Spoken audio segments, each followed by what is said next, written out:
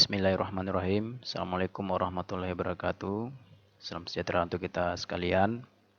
Baik, pada video kali ini saya akan menjelaskan materi berkaitan dengan literatur review untuk mata kuliah metodologi penelitian. Jadi pada materi ini sebelumnya kita sudah membahas berkaitan dengan penulisan bab 1 ya. Jadi untuk penulisan bab 1 kita sudah membahasnya. Itu merupakan langkah yang pertama ya. Setelah kita mendapatkan ide ya, atau istilah lainnya general problem statement atau point of interest. Nah, pada materi kali ini merupakan langkah kedua kita ya dalam mencari berbagai referensi-referensi yang berkaitan dengan penelitian yang akan kita lakukan. Apa sih itu literatur review gitu? Jadi literatur review ini berisi tentang uraian teori, kemudian tentang temuan, tentang bahan penelitian lain yang diperoleh dari bahan acuan untuk dijadikan landasan kegiatan penelitian. Ya, jadi penelitian ini dimulai dengan penulisan pustaka ya, berhubungan dengan subjek penelitian yang kita lakukan. Uraian dalam literatur review biasanya diarahkan untuk menyusun kerangka pemikiran yang jelas tentang pemecahan masalah yang sudah diuraikan pada perumusan masalah pada pembahasan sebelumnya yang sudah kita diskusikan bersama. Penulisan pustaka merupakan langkah pertama untuk mengumpulkan informasi yang relevan bagi seorang peneliti. Apa sih tujuannya gitu? Ya. Jadi penulisan pustaka ini berguna untuk menghindari duplikasi ya atau plagiarisme dari pelaksanaan penelitian. Ya, dengan adanya kita mentelusuri berbagai macam pustaka, maka dapat kita ketahui penelitian-penelitian apa saja sih yang pernah dilakukan. Ya, sehingga dengan adanya penulisan pustaka ini kita berharap dapat membantu terhadap penelitian yang akan kita lakukan. Nah, itu dia. Dalam membuat sebuah tulisan ilmiah atau karya ilmiah, biasanya diperlukan sejumlah literatur yang mendukung tulisan ya, ataupun penelitian. Jadi untuk mendapatkan literatur tersebut, maka kita bisa mendapatkan yaitu dengan cara membaca, kemudian dengan cara memahami, mengkritik, serta mereview literatur-literatur dari berbagai macam sumber. Nanti kita pelajari sumber-sumber literatur itu apa-apa saja atau dari mana saja. Kemudian timbul pertanyaan, mengapa sih pentingnya kita meninjau sebuah literatur gitu? Jadi literatur ini perlu ditinjau guna untuk membuat tulisan kita ini atau karangan ilmiah kita ini menjadi ilmiah. Ya. Sehingga dengan adanya tinjauan literatur ini dapat memberikan ide-ide dan tujuan tentang topik penelitian yang akan kita buat atau akan kita lakukan. Jadi itu mengapa pentingnya kita meninjau literatur. Kemudian slide berikutnya ini tentang ulasan, rangkuman, ya, tentang pemikiran, tentang sumber-sumber pustaka. Sumber pustaka bisa dari artikel, dari buku, dari slide, atau dari informasi internet, gitu, dan lain-lain, banyak sekali. Kemudian tentang topik yang kita bahas biasanya ditempatkan pada awal bab. Ya. Hasil-hasil penelitian yang dilakukan oleh peneliti bisa kita masukkan juga nih pada penelitian kita ini sebagai misalkan sebagai pembanding gitu ya dari hasil penelitian yang akan kita cobakan nantinya. Ya, semua pernyataan atau semua hasil penelitian yang bukan dari penelitian kita itu wajib dan harus kita sebutkan sumbernya. Ya, jadi hati-hati nih ketika kita mereview ya suatu penelitian orang, maka kita wajib untuk mencantumkan hasil penelitian orang tersebut. Ya. Kemudian suatu literatur review yang baik haruslah bersifat relevan, ya. Relevan, mutakhir. Mutakhir ini kalau bisa 3 tahun terakhir, ya, serta memadai. Tapi kalau di kampus kita untuk literatur review ini biasanya paling tidak 5 tahun terakhir lah, ya, supaya tetap relevan dia dan up to date. Ya, itu dia.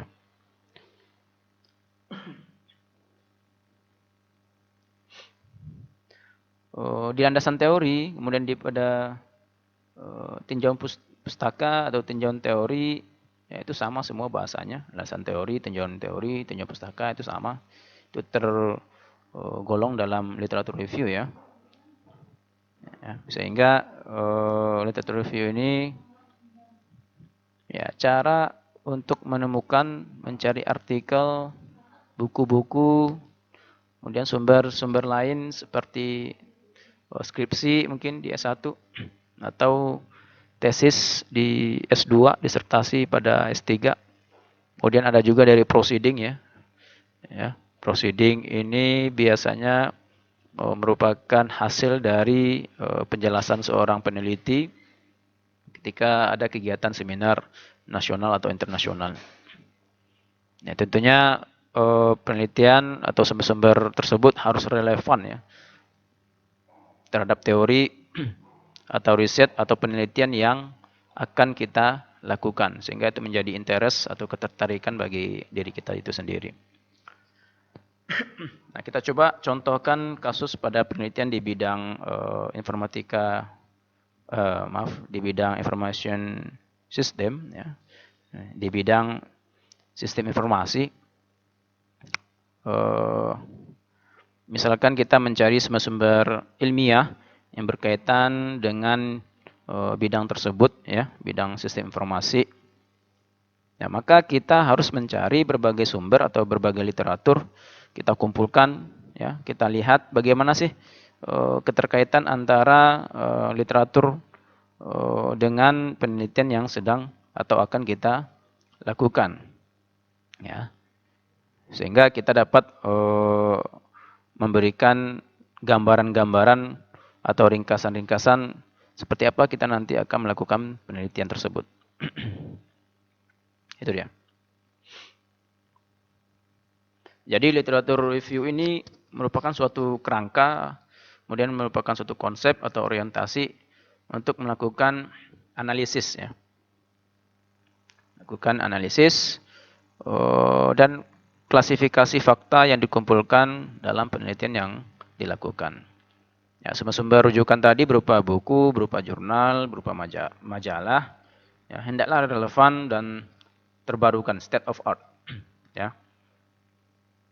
Kemudian teori yang didapat merupakan langkah awal agar peneliti dapat lebih memahami permasalahan yang sedang diteliti.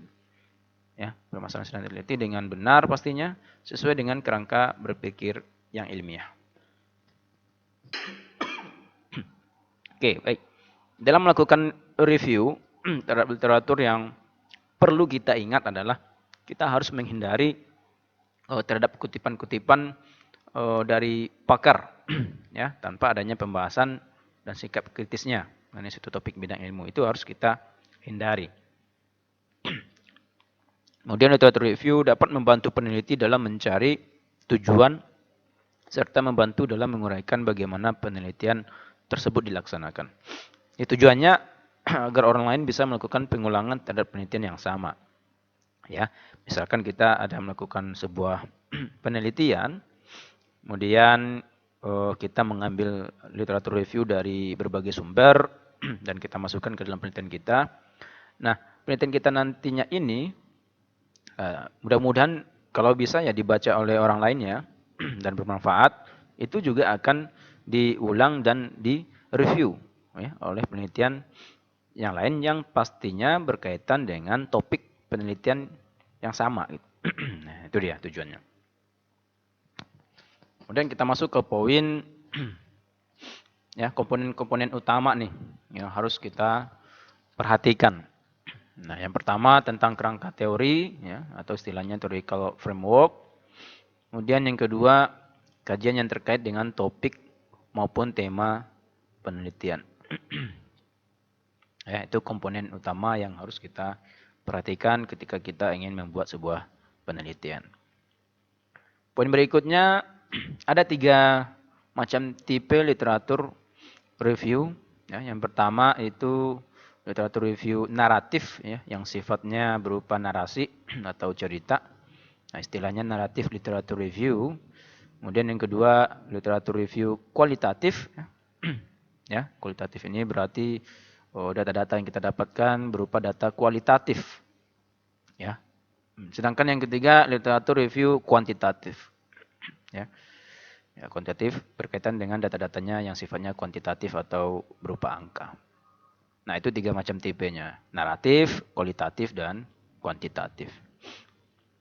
Masuk ke poin berikutnya, tujuan akhir dari literatur review ini adalah ya, mendapatkan gambaran berkenaan dengan apa yang sudah pernah dikerjakan oleh orang lain. Ya.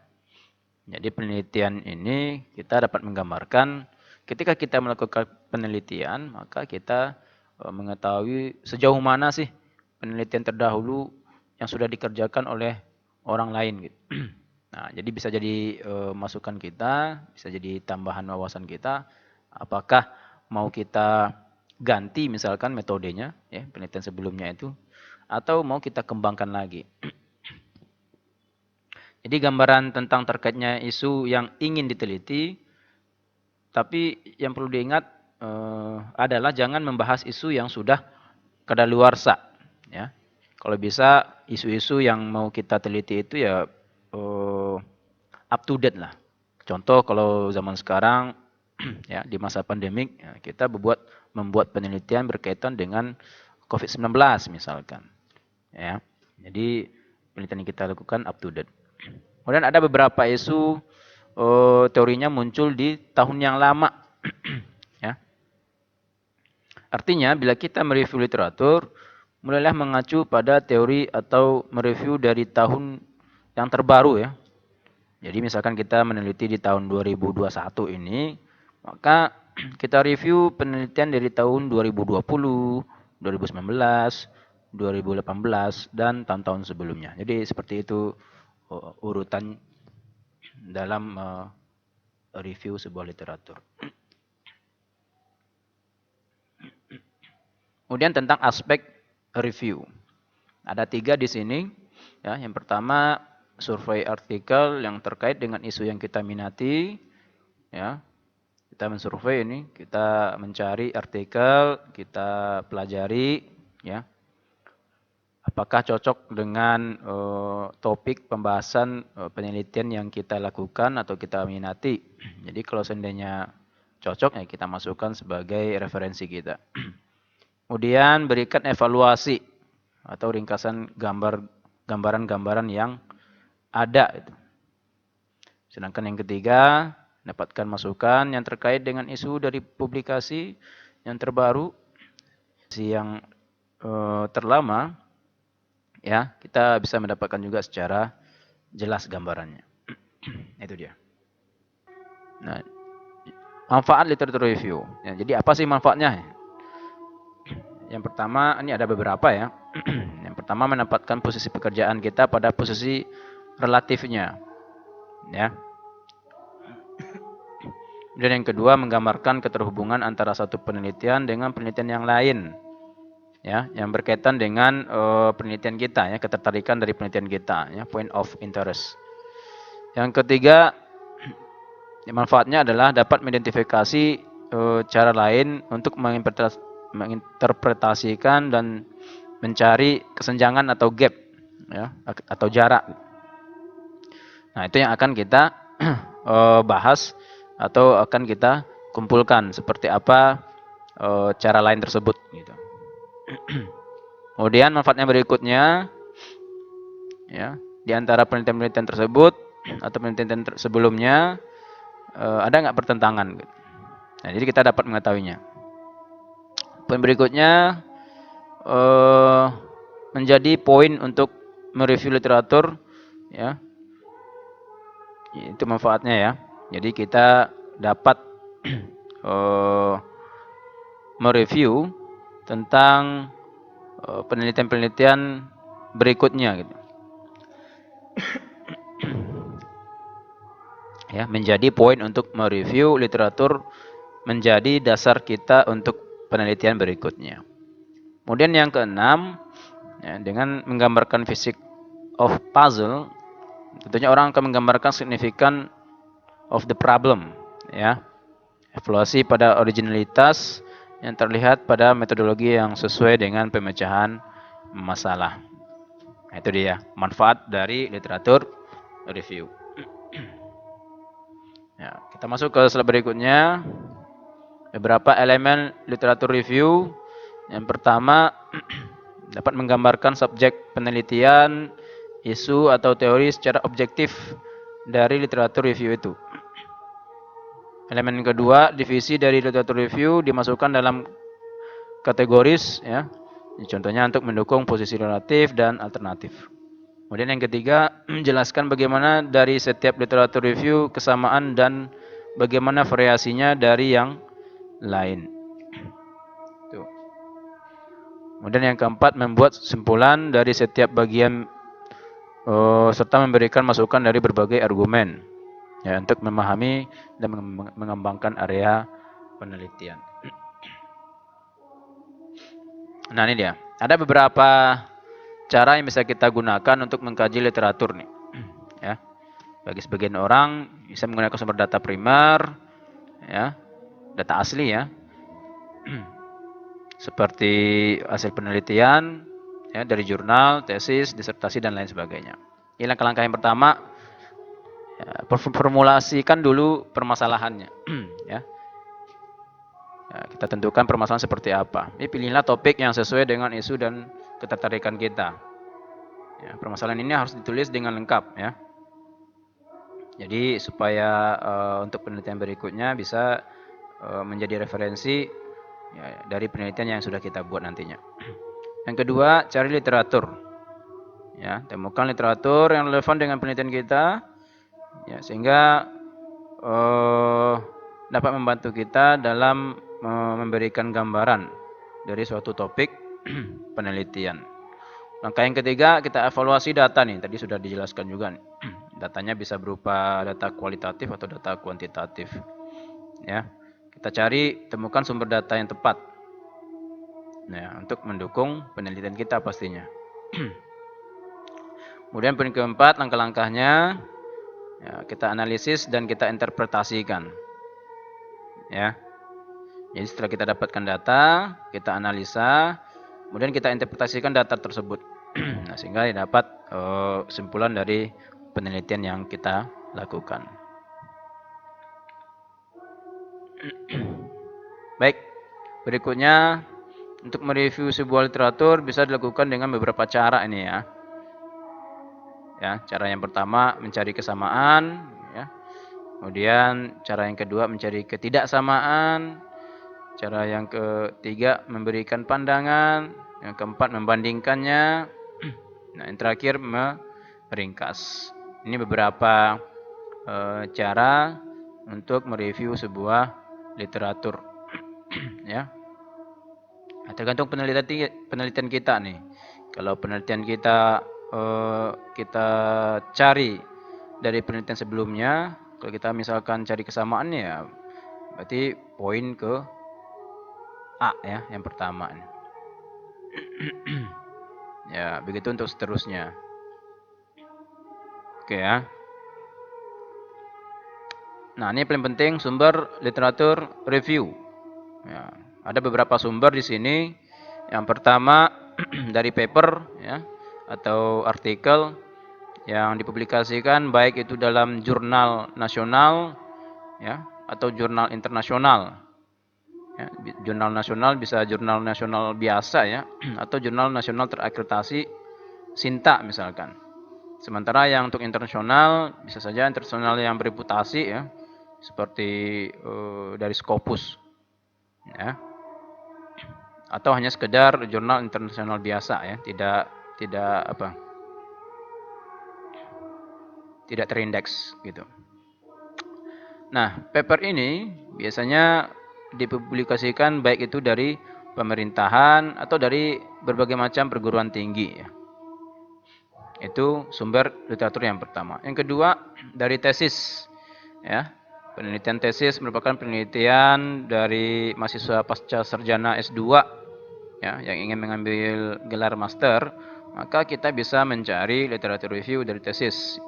Misalkan penelitian kita berkaitan dengan tesis seseorang, ya, kita boleh-boleh aja mengambil literatur review dari tesis tersebut. Kemudian yang ketiga dari disertasi, ya, disertasi merupakan penelitian mahasiswa ya untuk mahasiswa pasca sarjana S3, ya. Kemudian yang keempat dari jurnal, ya, atau hasil-hasil konferensi lainnya. Itu bisa juga kita ambil sebagai sumber literatur review. Kemudian sumber berikutnya dari majalah, dari pamflet, clipping, ya, bisa kita ambil, ya, bagian-bagian yang terpenting, materi-materinya yang sedang populer, yang lagi hangat-hangatnya dibicarakan dalam penelitian, kita bisa mengambil sumber tersebut. Berikutnya abstrak hasil penelitian. Ya. Jadi untuk publikasi setiap paper atau artikel penelitian itu pasti ada abstraknya. Nah, kita bisa mengambil abstraknya itu sendiri. Ya, kita jadikan atau kita masukkan ke dalam literatur review penelitian kita. Yang ketujuh proceeding, ya, proceeding bisa proceeding nasional atau proceeding internasional, ya, yang didapatkan ketika seseorang peneliti telah mempresentasikan dalam kegiatan seminar nasional atau seminar internasional. Terakhir dari website, ya, website ini sangat banyak sekali. Nah, jadi itu beberapa sumber literatur review yang bisa kita ambil, ya. Itu dia. Berikutnya tentang sitasi nih, atau istilah lainnya tentang penyitiran. Ya, jadi ketika kita mensitasi atau citation ya, itu sangat penting sekali, ya, dimana dalam penulisan ilmiah penulis memerlukan bahan pustaka, ya, atau daftar pustaka nih untuk mendukung hasil tulisannya atau hasil penelitiannya. Jadi kegunaannya citasinya untuk menunjukkan asal usul, ya, kita tebal di situ, menunjukkan asal usul atau sumber suatu kutipan atau kutipan pernyataan, atau kita mengulang atau menyalin pernyataan seseorang, ya, dari suatu karya tulisnya yang dibuat. Nah, jadi seperti itu kegunaan dari sitasi ini.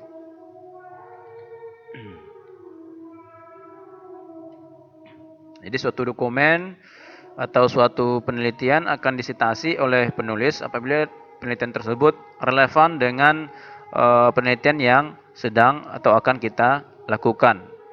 Ya. Karena salah satu penelitian, salah satu pemilihan dokumen atau penelitian yang akan disitasi adalah kesesuaian topik dengan penelitian.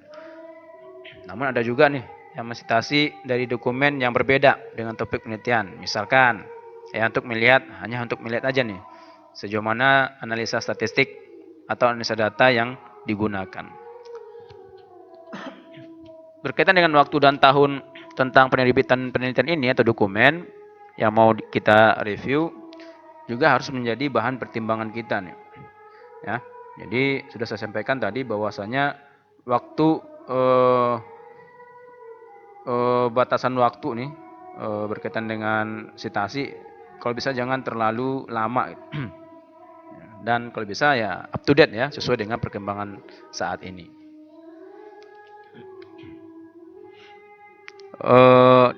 Penelitian yang sifatnya telah lama atau klasik sebenarnya sih masih bisa disitasi ya oleh banyak orang. Ya, karena penelitian-penelitian terdahulu pasti memberikan informasi ya. Informasi, apalagi kita dapatkan penelitian yang terdahulu tersebut sesuai dengan kondisi saat ini atau relevan saat ini. Tapi itu tadi dibatasi nih, kalau bisa 5 tahun terakhir atau paling lama 10 tahun terakhir lah. Nah, jadi seperti itu cara kita untuk mensitasi dari penelitian orang lain. Nah, poin berikutnya. Nah, jadi perlu diperhatikan ketika kita ingin melakukan review tentang penelitian-penelitian orang atau penelitian terdahulu, ada referensi atau cara ya untuk menuliskan daftar pustaka nih, ya, atau literatur review tersebut. Yang pertama, acuannya dari IEEE atau Institute of Electrical and Electronics Engineers, ya. Yang kedua dari Chicago Citation Style.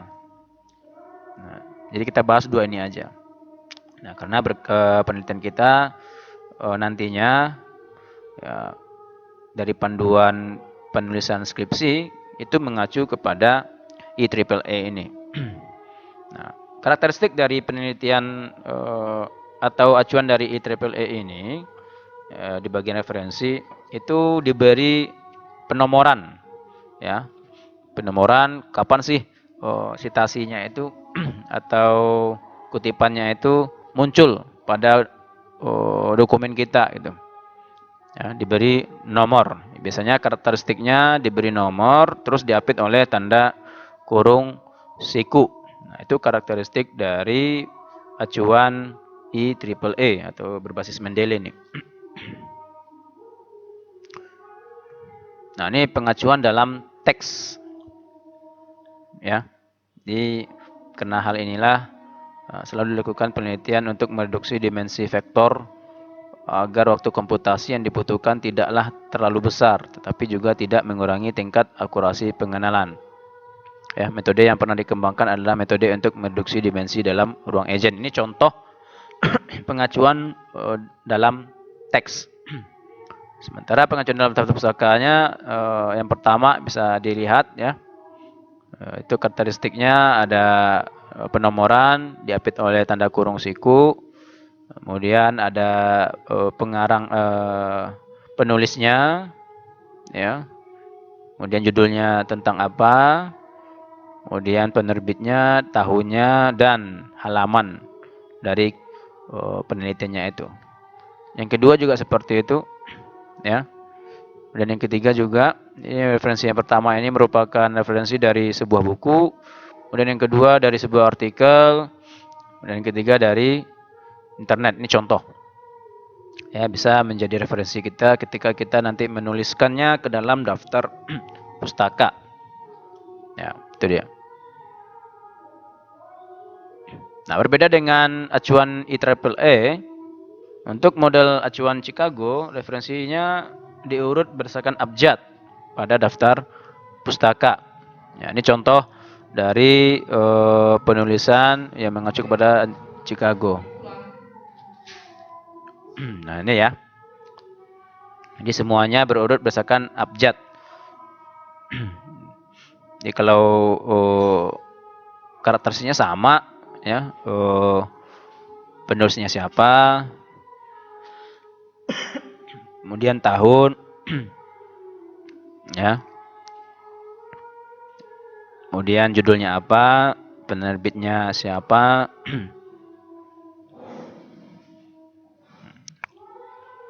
tempatnya di mana. Nah, itu dia. Nah, adapun untuk metode citasi yang lain, ya, ada beberapa bahan pustaka elektronik nih, dari APA style, dari MLA style, dari AMA style. Nah, kita tidak menggunakan itu, makanya tidak kita bahas pada materi kita kali ini. Itu ya. Nah, jadi materi kita hari ini referensinya dari buku ya, metodologi penelitian pada bidang ilmu komputer dan teknologi informasi, konsep, teknik, dan aplikasi nih, dari Bapak Prof. Zainal Hasibuan, PhD, ya, pada tahun 2007, serta dari research method yang bisa Anda akses nih di sini. Itu daftar pustakanya. Baik, terima kasih. Jadi mungkin itu yang bisa saya sampaikan berkaitan dengan materi kita hari ini. Kalau ada yang kurang mohon dimaafkan. Wabillahi taufiq wal hidayah. Assalamualaikum warahmatullahi wabarakatuh.